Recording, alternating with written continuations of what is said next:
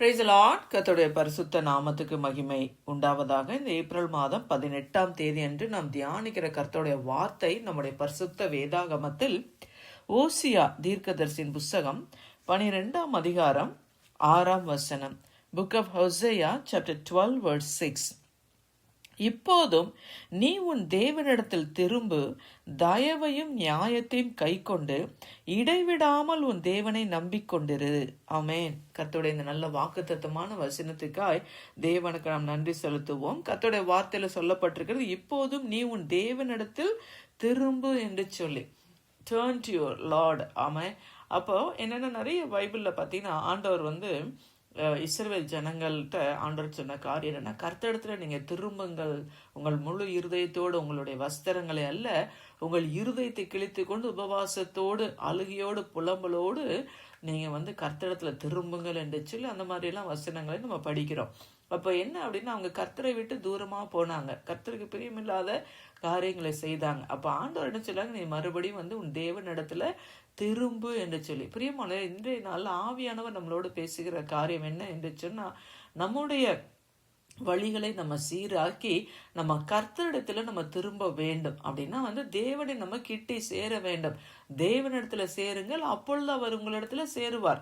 நீங்கள் அவரை தேடினால் நீங்கள் கண்டு கொள்ளுவீங்க. நீங்க அவரை விட்டுட்டீங்கன்னா அவர் உங்களை விட்டு விடுவார் என்று சொல்லி வசனம் சொல்லுகிறது இல்லையா? அப்ப நம்ம என்னன்னா, நம்முடைய வழிகளை நம்ம ஆராய்ந்து வேதனை உண்டாக்குற வழிகள் உண்டா என்று பார்த்து அதெல்லாம் நீக்கிவிட்டு நம்ம என்ன பண்ணணும், நம்ம கர்த்தரிடத்துல நம்ம திரும்ப வேண்டும். அவரோடு நம்ம ஒப்புரவாக வேண்டும். ஒப்புரவாகி கர்த்தர் என்ன சொல்றாருன்னா, நீ தயவையும் நியாயத்தையும் கை கொண்டு. அப்ப தயவையும் நியாயத்தையும் அதெல்லாம் கர்த்தர் விரும்புகிற காரியங்கள்.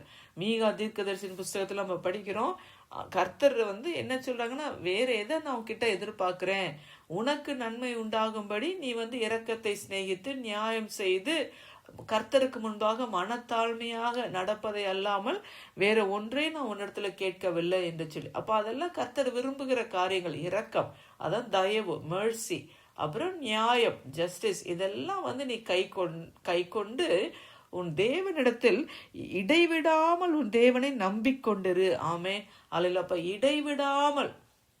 இடைவிடாமல் அப்படின்னா விடாம, கண்டினியூஸா இல்லையா? இங்கிலீஷ்ல வாசிச்சோம்னா, இங்கே தமிழ்ல உன் தேவனை நம்பிக்கொண்டிரு அப்படின்னு சொல்லிட்டு இருக்கு. இங்கிலீஷ்ல பாத்தீங்கன்னா ஹோப் இன் த லார்ட். அப்ப உன் தேவனை விசுவாசி, இடைவிடாமல் உன் தேவனிடத்துல நீ நம்பிக்கை நம்பிக்கொண்டிரு என்று சொல்லி. பிரியமானவர்களே, நம்ம தேவனிடத்துல நம்ம நம்பிக்கை வைத்திருக்கிறார்கள் இல்லையா? அப்போ ஆனா நம்ம சில காரியங்கள் நம்முடைய வாழ்க்கையில நடக்கல அப்படின்னோடனே நம்முடைய விசுவாசம் அப்படியாக அசைக்கப்படுகிறது இல்லையா? அப்ப நம்மளுடைய நம்பிக்கை கொஞ்சம் என்ன ஆகுது, அப்படியே கொஞ்சம் மாறுது. அப்படி இருக்கக்கூடாது. கர்த்தருடைய வார்த்தை சொல்லு, இடைவிடாமல் உன் தேவனை நம்பிக்கொண்டிரு என்று சொல்லி. எரேமியா தீர்க்கதரிசி சொல்லுகிறாரு, புலம்பல் 3ஆம் அதிகாரத்துல, ஏதோ கர்த்தர் என் பங்கு, கர்த்தர் என் பங்கு என்று என் ஆத்துமா சொல்லும், ஆகையால் நான் அவரிடத்துல நம்பிக்கை கொண்டிருப்பேன் என்று சொல்லி. அப்ப இடைவிடாமல் உன் தேவனை நம்பிக்கொண்டிரு. அப்ப நம்ம கர்த்தரை விடாம அவர் மேல என்ன பண்ணணும், நம்ம நம்பிக்கை வைக்கணும். ஏன்னா கர்த்தரை தன் நம்பிக்கையாக கொண்டிருந்து கர்த்தர் மேல தன் நம்பிக்கை வைக்கிற மனுஷன் பாக்கியவான். ஆமேன். அவன் நீர்க்கால்களை ஓரமாய் நடப்பட்டு கால்வாய் ஓரமாய் தன் வேர்களை விடுகிறதான பச்சையான மரத்தை போல இருப்பான். அப்படிலாம் நம்ம எரேமியா புஸ்தகத்துல நம்ம படிக்கிறோம். ஆமே.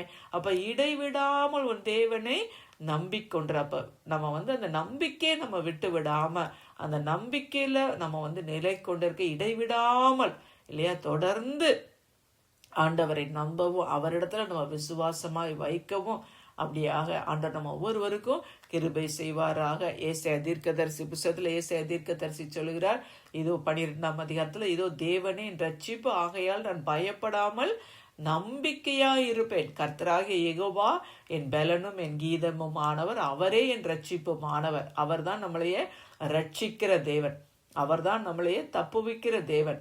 அவர் தான் நம்முடைய வாழ்க்கையில அற்புதங்களை அடையாளங்களை செய்கிறவர். ஆகையினால அவரிடத்துல நம்ம இடைவிடாமல் அவரை அவரை நம்ம நம்பி நம்ம வாழ நம்மளை ஒப்பு கொடுப்போம். தகப்பனே, உண்மை நன்றியோடு நாங்கள் உண்மை துதிக்கிறோம், உண்மை ஸ்தோத்தரிக்கிறோம். அப்பா ஆண்டவரே, இந்த நாளில் அப்பா எங்களுடைய வழிகளை நாங்கள் சீராக்கி அன்றைய கர்த்தரிடத்துல முழு இருதயத்தோடு முழு ஆத்மாவோடு உம்மிடத்துல நாங்கள் திரும்பி உம்மோடு நாங்கள் ஒப்பரவாகவும் ஆண்டவரை கர்த்தர் விரும்புகிற காரியங்களை அப்பா தயவையும் நியாயத்தையும் இரக்கத்தை இதெல்லாம் நாங்க அப்பா கை கொண்டு இதெல்லாம் நாங்க சிநேகித்து ஆண்டவரை மென்மேலும் உம்மிடத்துல இடைவிடாமல் உண்மை நாங்க நம்ப கர்த்தர் எங்களுக்கு கிருபை செய்யுங்கப்பா. நம்பிக்கையின் தேவன் எல்லா விதமான சந்தோஷத்தினாலும் சமாதானத்தினாலும் நீர் எங்களை நிரப்புகிற தேவனா இருக்கிறீங்களே, அதுக்காய் ஸ்தோத்ராப்பா. உம்மை நம்பினவர்களை நீர் ஒரு நாள் கைவிடுகிற தேவனே அல்ல ராஜா. அப்பா ஸ்தோத்திரம். நாங்கள் அப்பா உண்மை விட்டு விலகாம இடைவிடாமல் நாங்கள் உண்மை நம்பி வாழ கர்த்தர் எங்களை ஒவ்வொருவருக்கு கிருபை கொடுங்க. மீட்பரும் இரட்சகருமாகிய இயேசுவின் மூலம் ஜெபிக்கிறோம் நல்ல பிதாவே. ஆமேன், ஆமேன்.